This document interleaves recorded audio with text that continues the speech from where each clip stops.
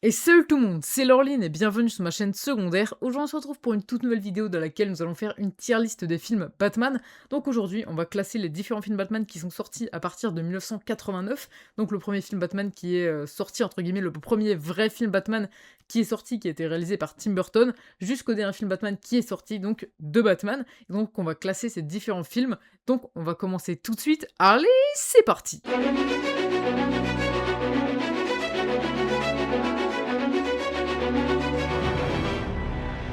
On commence tout d'abord, on va dire, par la présentation un petit peu de ce tableau, on va dire cette tier list. Donc ici, nous avons différentes catégories. La première, excellent, donc pour les films qui sont vraiment très bien, on va dire pour les films plutôt excellents. Ensuite, nous avons la catégorie très bien, bien, moyen. Donc c'est des films qui sont vraiment pas terribles, qui sont pas incroyables, on va dire.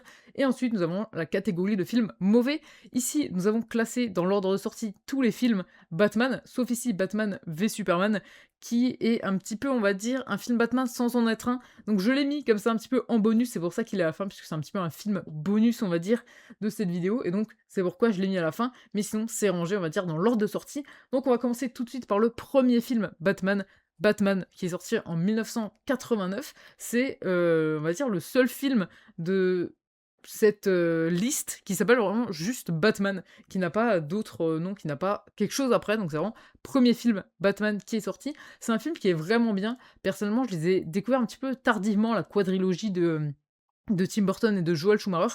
Je les ai découverts, on va dire, assez tardivement, donc j'ai pas eu un petit peu cet effet de nostalgie où je les avais découverts, par exemple, quand j'étais jeune ou autre chose. Là, c'est vraiment je les ai découverts un petit peu tardivement, on va dire que je les ai découverts après avoir vu déjà la trilogie de Nolan, donc on va dire que j'ai vraiment pas cet effet de nostalgie, mais je trouve personnellement que le film est bien.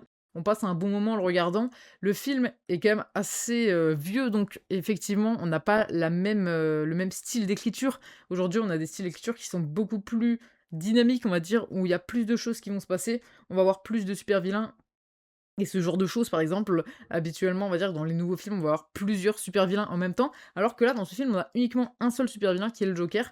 On a la transition du Joker, on va dire, en personnage heu, humain, on va dire personnage plus ou moins normal, pour ensuite devenir le Joker, donc le super vilain.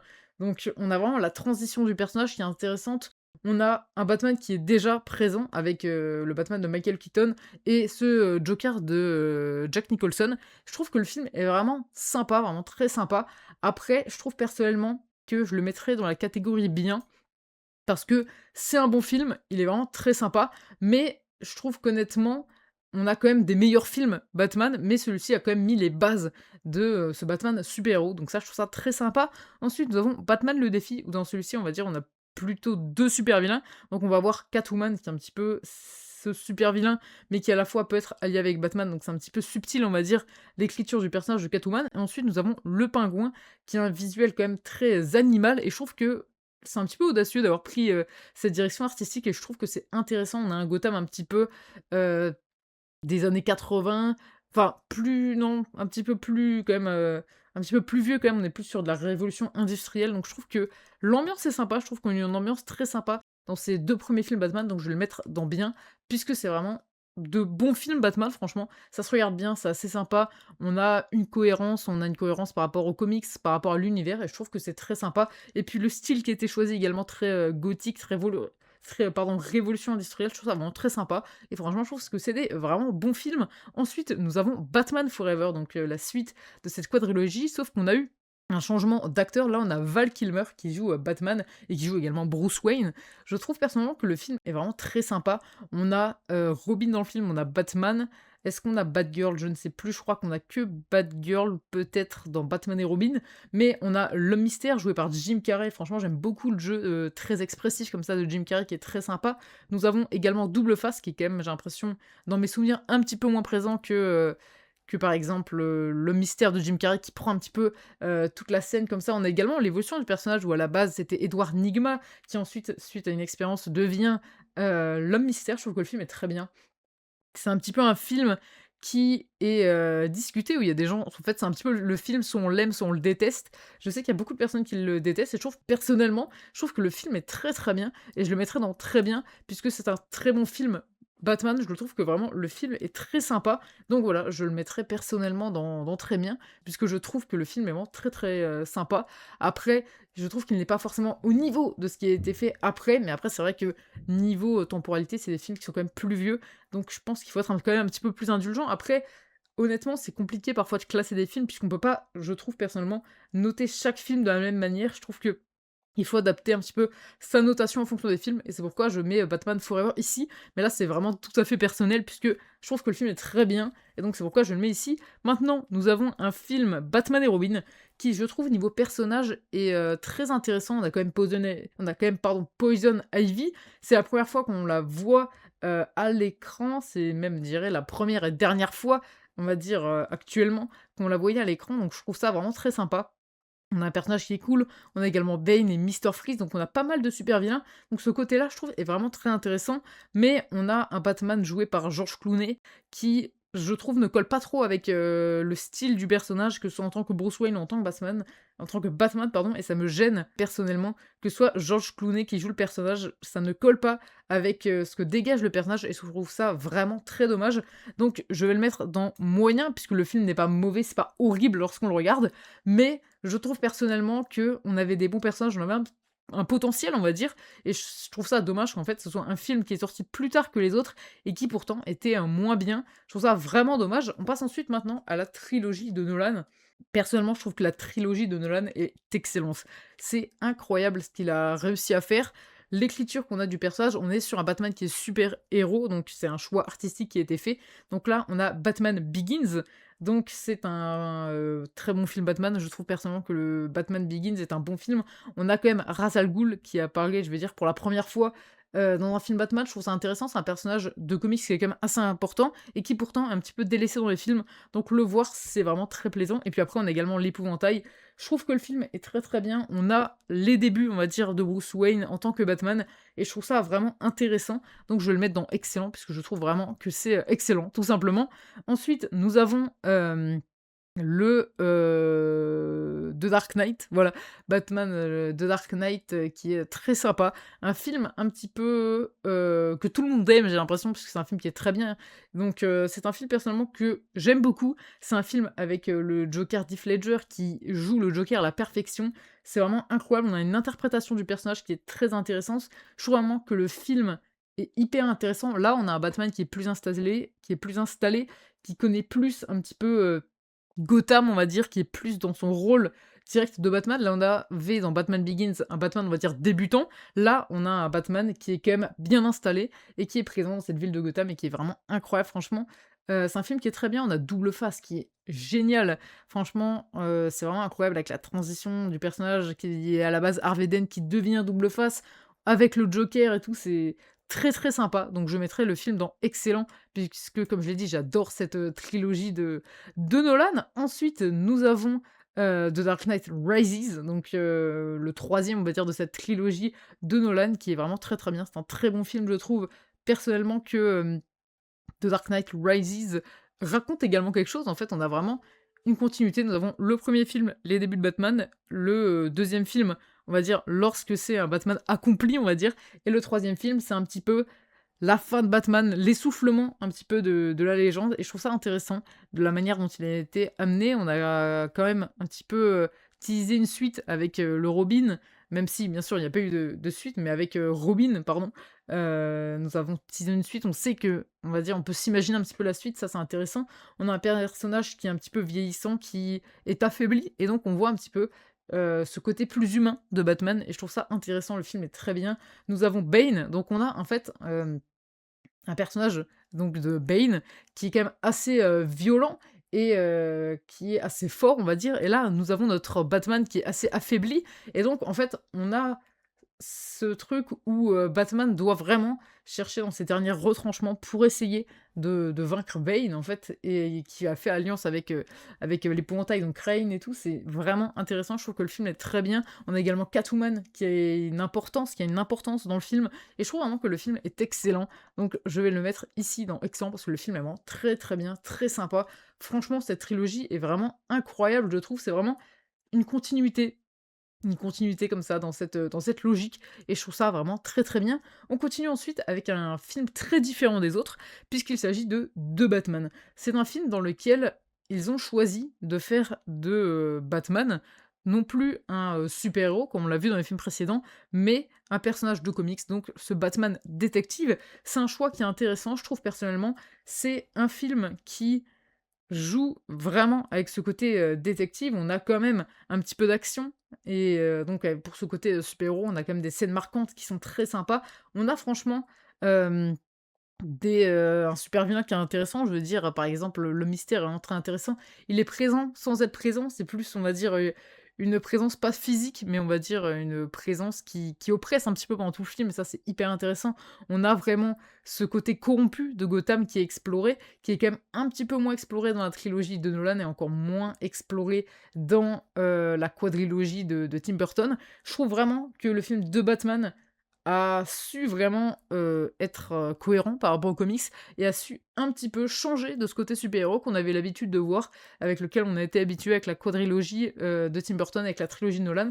Je trouve que le film sort vraiment de l'image qu'on aurait pu avoir si on avait que regardé les films Batman et donc je trouve que c'est un petit peu original. Personnellement, je me rappelle de l'avoir vu au cinéma et j'étais vraiment choquée. J'avais terminé de regarder le film, j'ai dit: «Waouh! Mais c'est quoi ce film incroyable que je viens de voir?» et franchement, je trouve que le film est très sympa.